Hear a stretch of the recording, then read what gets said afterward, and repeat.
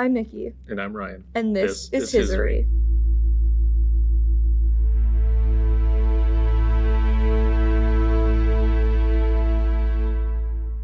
We grew up watching paranormal investigators like Zach Bagans on Ghost Adventures, Ryan and Shane on BuzzFeed Unsolved and Ghost Files, and Sam and Colby on YouTube. The semi-casual investigations, people just trying to connect with those who are no longer around, or something we just can't understand, and diving deep into true crime cases.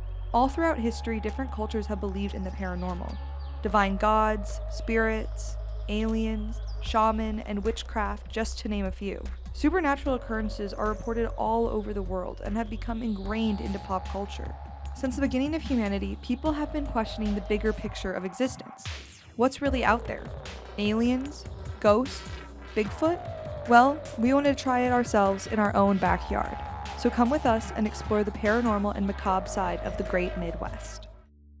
Tonight, we're exploring Farrar Elementary School in Maxwell, Iowa. We're from Pioneer PBS in Granite Falls, Minnesota, and share a fascination with all things paranormal and the more macabre side of history. There's a rich supernatural history around the Midwest, and we are lucky enough we get to share it with you. If you like this episode and want to see more behind-the-scenes content and full-length investigations, be sure to check out our Patreon at patreon.com/Hiseerie.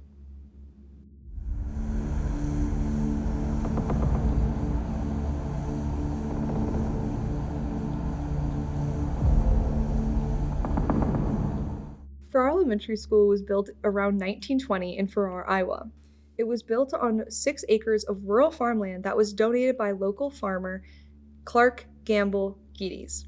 The school opened in 1922 and worked as a replacement for all of the one-room schoolhouses in the region. The building cost $100,000, which is roughly $1.5 million today. It spans about 17,000 feet and is by far one of the bigger buildings that still stand there today. The school is built with electronic lights, boiler heating, and indoor bathrooms. Many townspeople thought that it was too lavish and a waste of taxpayer money. But the investment was justified because there was belief that Farrar would turn into a bustling city, which never actually happened, and the population never went over a few hundred. Sometime before the year 2000, Farrar was unincorporated as a town. They now reside in Maxwell, Iowa, and today's population is somewhere in the 30s. The school was officially closed in 2002 and left untouched, making it essentially a time capsule for the early 2000s. For the next 4 years, the school remained abandoned until 2006 when Jim and Nancy Oliver purchased the building. Even while the school was in operation, there were strange occurrences happening around the building. After the Olivers took ownership of the building, they started to keep a record. They experienced disembodied voices, shadow people, and poltergeist activity. Now the building is owned by popular paranormal investigator Sam and Colby, who purchased the building after they found out that the historic location was going to be demolished. They are now trying to save money to refurbish the building, to keep paranormal investigators active, as well as retain history of the region. Now, the weird thing about Farrar Elementary is no one's really sure why it's haunted. But for the better part of the last 2 decades, investigators have come from all around the world, and they can all agree on one thing: that it's an extremely active location, maybe even one of the most active in the world. I decided to go on a deep dive about the building and the area to see if I could find any clues of why there might be so much paranormal activity, and didn't come up with much, but I started with the man who donated the land, Mr. Geddes. The only real things of note I could find about Mr. Geddes is that he was a local farmer, a debate champion for the local county club, and that he died unexpectedly while acting as a juror in the murder trial of Dr. Ada Fuller, who was on trial for a 1924 illegal abortion which led to the woman's untimely death. There was also an unsolved murder in 1975 near the location of Farrar Elementary. Some believe that the victim's spirit could be trapped there. Terry Lee Voldenhall was found in April of 1975 with his throat slashed at a local farm. I couldn't locate the precise location because it wasn't recorded anywhere. It was a pretty low-profile crime, and he was seen as a drifter and someone who had drug abuse problems, so they kind of just wrote it off and it was never truly investigated. But the only location I could find is that it was listed as a farm that no longer exists, which was 2.5 miles southeast of Maxwell, Iowa, which would put it near Farrar, but not exactly there. Many people's best guess would be the town's cemetery, which is right across the street. There's more than 150 grave sites, and that's more than 5 times the town's population. My personal theory of why the school is haunted is what I like to call the lighthouse theory. There's so many good things happened in this school. It was a church for a time when the church was being rebuilt, served as a wedding venue, several parties, dances, the annual Labor Day picnic was here in the school. It was the center of the community. And students here also had some great experiences going to school. It's an amazing location and it has such a big impact on the community. And I think that because of that, it's like a beacon of light for other spirits, that they see this lighthouse and want to come towards it because of the amount of energy that's been put in the space. And I believe we have what I like to call travelers, or spirits that travel to different spaces. So we'll have interactions with somebody and then never hear from them again. I think that's also part of the reason why we have such shifting energy in this space as well. Now, there's one room in the school that is seen as the safe room, where for some reason there's like no paranormal activity. It was in here that we got to chat with Ivy, the paranormal investigator and general manager of the property. Sam and Colby visited Savannah, Georgia a couple years ago, and that's where my team met his team, or their team. And ever since then, we kept in touch. When they purchased the building, they asked us to come in and help them run the operations here in the building. And I moved up here from Georgia so that I could do that. And I think it was an amazing opportunity. And I'm glad that I'm able to do something that I love. Like, how many people can say that they hunt ghosts for a living? Yeah, it was a lot, but I love it here. Because of the amount of time I've spent here, I'm just super comfortable. This is like my second home. There are a few places that a few other investigators won't go. Mr. Wooter's classroom on the second floor is one of them. Super weird vibes. And everybody says when they walk in, they smell something, but it's always different. Like, one person will smell burnt popcorn, and someone else will say it smells more like a campfire, and then someone else will say, no, it smells sweet, like a burning marshmallow.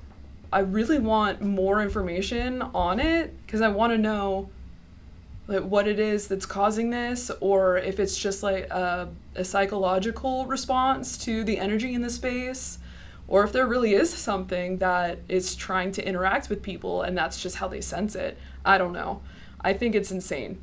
And everybody smells something different. Like, that's paranormal.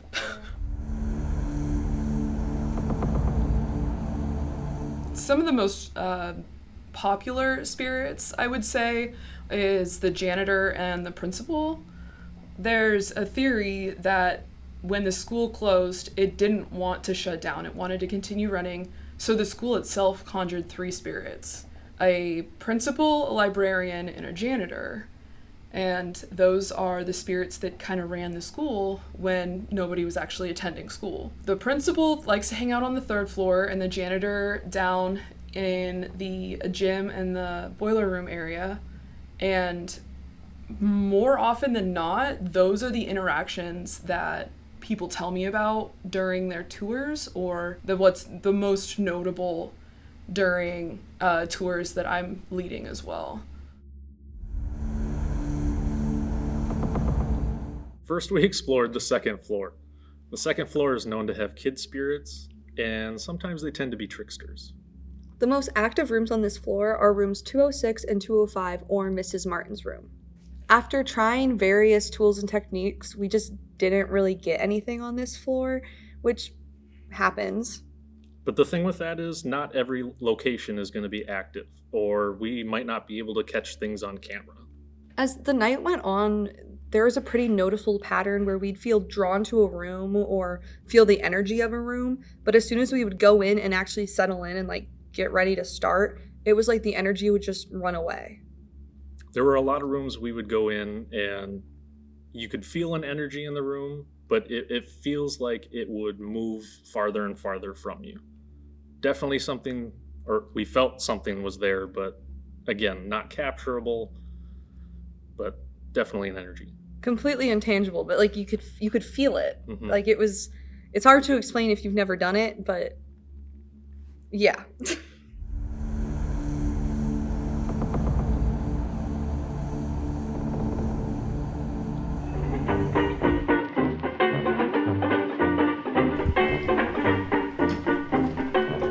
Time for darkness.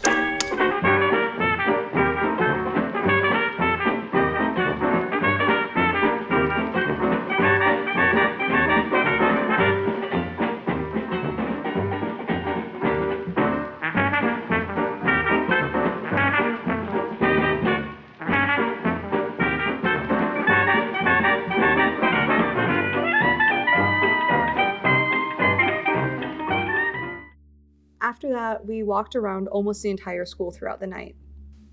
We did spend some time in the boiler room, which is known for its negative activity.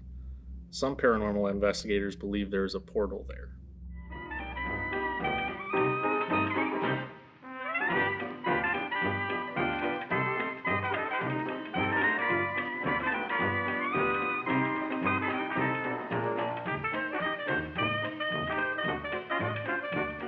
We are now in the boiler room, which is right next to the gymnasium.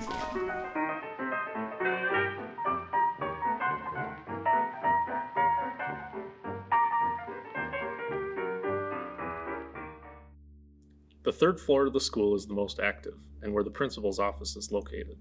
The principal and a 9-foot shadow man tend to roam here. We also then went to the principal's office, who's known as one of the more powerful entities in the school. He is known to be stern with the guests of the school and kind of an authority figure for the other spirits in the building. He's been known to physically throw investigators into lockers and walls throughout the building and slam doors. He's most like a poltergeist out of all the spirits.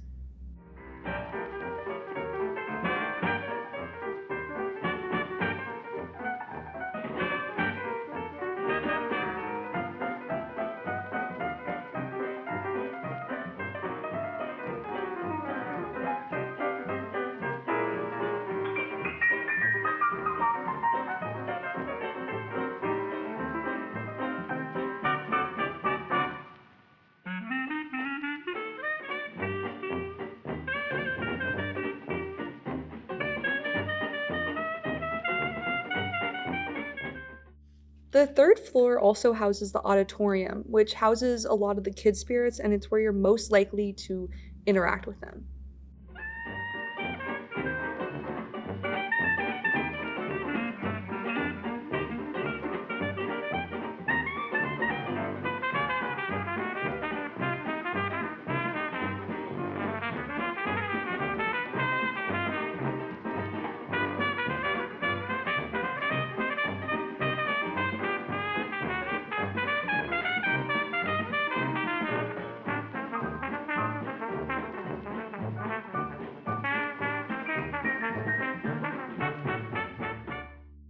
After exploring all these locations in the building and more, we just still didn't have much, and so we started to wrap up and go pick up our equipment that we had left around the building. One of the rooms that we hadn't went into earlier in the night was the doll room, mostly because I have a big aversion to dolls.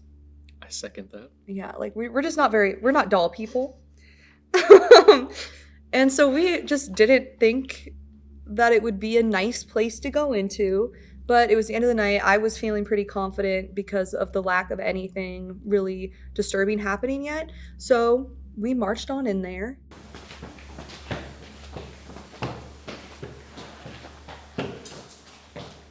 This should be the doll room. Hello again. I just saw a shadow walk in front of the principal's office. I felt something over there, and I'm not kidding you. Hello.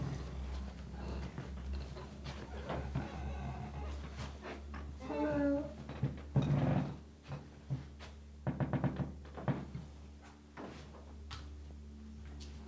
We wanted to end our night in here with y'all. Y'all lovely dolls. Doesn't necessarily feel negative, but I do feel like an energy in here.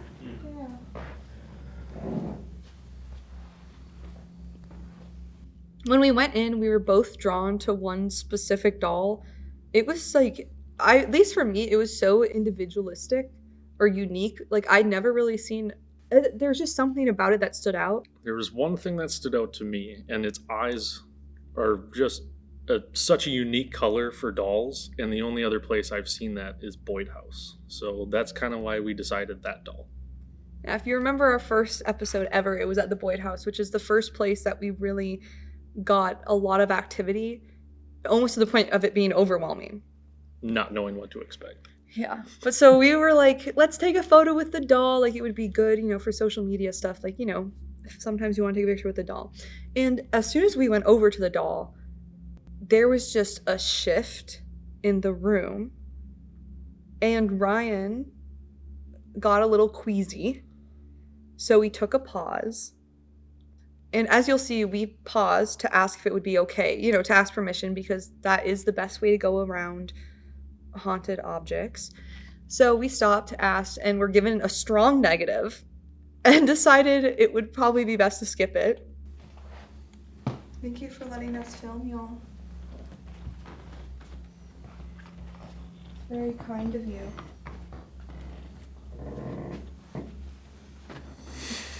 Can I pull it right? Both of you doing that? Yeah. Should we go with our girl, though? The one in the corner? She's so beautiful and, she's so individual. I've never seen a doll like this. She's very unique, isn't she? She kind of reminds me of the one in Boyd because of her eyes. Yeah. Yep.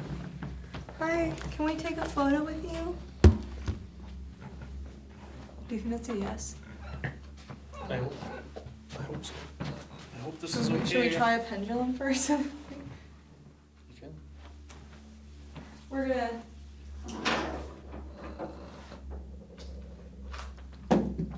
Well, that's not the best sign. I'm almost getting sick to my stomach right now. Like Thayer. The air is just weird. I also feel nauseous. I'm really nauseous. Could be like mold too. Okay, I'm gonna ask a few questions. Are we welcome in this room?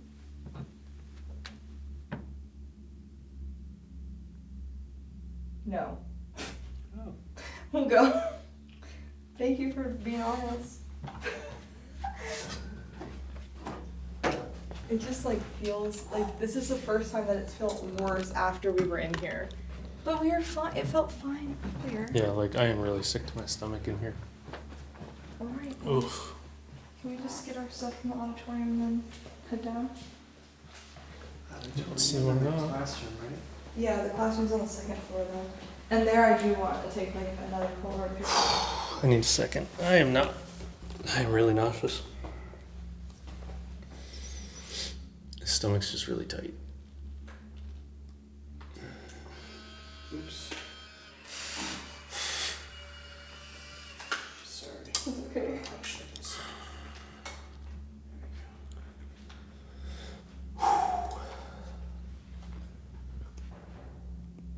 That was me. You want to go back downstairs for a minute? No, I'll be good. If we're just grabbing stuff, I'll be okay. Yeah, we're just gonna do a snatch and grab. God dang it. My stomach's just getting tight. It's not gonna get any better, so. And as we were deciding to leave, the energy in the room just felt not necessarily violent or angry, but it was definitely it's your time to leave. You don't need to be here anymore. And I can't remember if we fought it a little bit or not, but the moment I got outside that door, I thought I was going to feel relief, and it felt like someone was grabbing a hold of my stomach. Like I needed to throw up, and I didn't have anywhere to do it. So I did my best to hold my guts. Needless to say, we left after that. After we left for the night, we ended up coming back the next day during daylight hours to get some B-roll, establishing shots for this episode. And I was feeling way braver than I normally do. I never go anywhere alone. Ryan is much braver at going into locations alone and seeing what he can experience that way, which is great. And then I sit outside and panic. So it's his thing. But this time I had this burst of courage and I was like, I really want to go take photos. Like, I just want to go take pictures, like see the space. And I went up to the 3rd floor by myself as Ryan and our videographer went downstairs to the basement. So I paused on the stairs leading up to the 3rd floor and took a photo of the hallway downstairs, which I'll put over Ryan's face right now so you can see it. And I remember taking that photo, and then I finished going up the stairs, turned into the auditorium, which the door is right by the staircase, and snapped another photo of the stage, just for the memories. And I didn't think about it again. I just went on. I know I panicked a little bit going back downstairs because I realized I was alone in a haunted building, but that was it. We wrapped up, got all the shots we needed, and got in the car to head back to Granite Falls. And I was scrolling through my photos, and for some reason, those two, there was another photo in between them. I was completely alone. I was wearing a tank top, nothing with long sleeves or anything, and there was no windows and no mirrors between those two locations. And I do not know what this was. I don't think anyone knows what it is. Yeah, like I sent it to Ivy after we had left and was like, hey, just thought you might want to see this. And she was like, never seen that before, which is really cool. I don't know how it happened. It's just too, like, the hands of it are too clear to not be hands. Like, I don't know, but I'm so scared. I'm so scared of that photo, and I'm too scared to, like, delete it, but I also don't look at it very often. But it's just sitting in my phone. Delete it. It's so scary.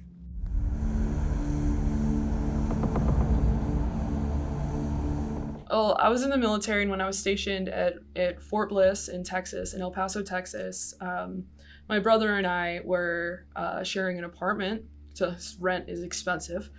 And there was one evening before we even had our furniture. So I was sitting on a lawn chair in the living room, and he was in his room reading a book or playing on a video game or something like that. And I heard a knock on the door. So I go and I answer the door because he didn't move. So I was like, all right, it's not for him. So let's go see what's up. And what I saw on the other side of the door was what looked like melting skin. It was just blood and skin. I don't know how else to describe it other than melting. Almost like Wolverine went ham on somebody's face. You couldn't tell that there was eyes or nose there at all. It was just skin and blood. And I came to about 5 minutes later on my butt, like 10 feet from the door. I don't know. I have absolutely no idea what happened. What I think is I fell backwards and kind of like did a little scoot to get away from the door as much as possible. Some people that I've told the story to believe that if it was a demon and it had the power to like manipulate or its space, it definitely pushed you. It pushed you back. But I don't know if it did because I didn't have like any bruises or any scratches or anything, but that was what started the whole journey into like different spiritualities and the paranormal and learning more about cryptids and stuff like that. That was back in 2013. So it's been a long journey. It's pretty harsh, like, welcoming. Yeah. It's like, hi, by the way, you now believe. Yeah. You have no choice. Thank you for watching this episode of Hiseerie. If you enjoyed and want to see more like behind the scenes content and full uncut sessions, be sure to check out our Patreon at patreon.com/Hiseerie. If you enjoyed this episode, please like, comment, and subscribe below.